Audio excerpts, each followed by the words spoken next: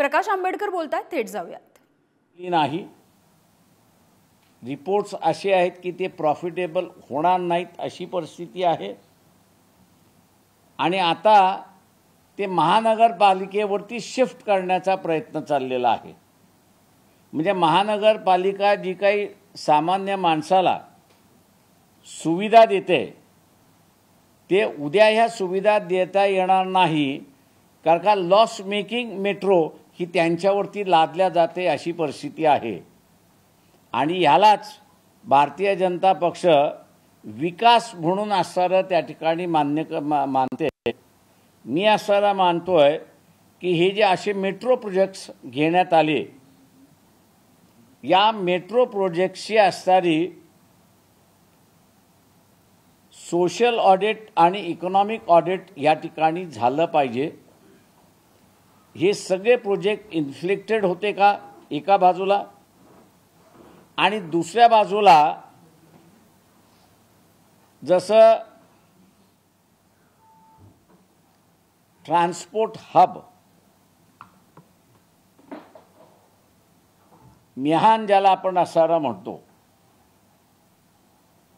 हे सुद्धा एक फेल्युअर प्रोजेक्ट होणार. हे ट्रान्सपोर्ट कॉर्पोरेशन ऑफ इंडिया याच्या रिपोर्टमध्ये त्यांनी नमूद केल्यानंतर सुद्धा मिहान आणलं आणि देशाचा असणारा एक बॉरोड मनी ज्याला आपल्याला म्हणतात कर्ज घेतलेले पैसे हे वाया घालवले अशी असणारी परिस्थिती आहे. तशाच रीतीने मेट्रो, नागपूरचं मेट्रो असेल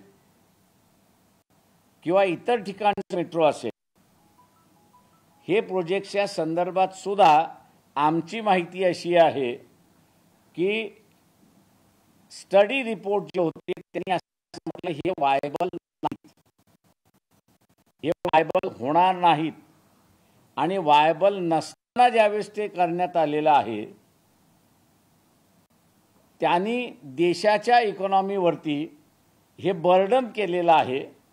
आणि म्हणून आज वर्ल्ड बँक हा इशारा देते की तुम्ही इतर देश जसे डिफॉल्ट झाले, इंटरनल पेमेंटवरती डिफॉल्ट झाले, तशा रीतीने भारताला सुद्धा 10 वर्षाच्या कालावधीमध्ये मोदी सरकारने RSS BJPच्या सरकारने आणून ठेवलेला आहे.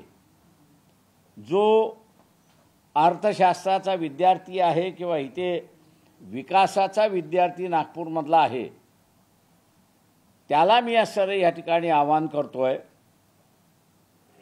की अजून 3%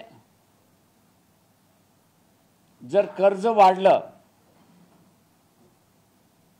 तर सिस्टम कोलॅप्स होणार आहे की नाही याचा त्यांनी खुलासा करावा.